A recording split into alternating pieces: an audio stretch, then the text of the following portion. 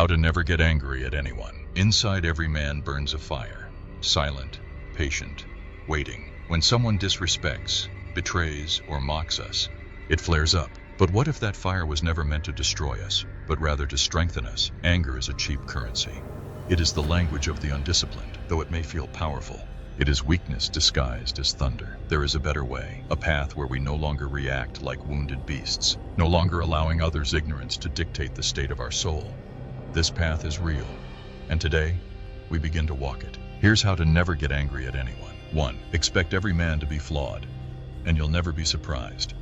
Each morning, remind yourself, the people I meet today will be meddling, ungrateful, arrogant, dishonest, jealous, and surly. Marcus Aurelius, Meditations, Book 2. If you wish to stop being angry, stop expecting perfection from those who haven't even come to know themselves. Every man is fighting battles invisible to you, and most are losing. So when you encounter lies, insults, or betrayal, don't be shocked. Be prepared. Train your mind like a soldier trains for war. You respond by showing that you are no longer a man ruled by impulse. You do not lash out. You remain still. And in that stillness, they are forced to confront their own reflection, a far greater torment than any rage you could unleash. Realize that anger is disguised weakness. The greatest cure for anger is delay. Seneca, on Anger, Book 1. They don't want you calm, they want you chaotic, because the man who loses control, even if he wins the fight, still loses the war. It's found in standing firm in the middle of chaos without even a flinch. You want to be untouchable? Then remove the fuse from your soul. Let them strike their matches and watch them burn by themselves. 4. Forgive, not because they deserve it, but because you deserve peace.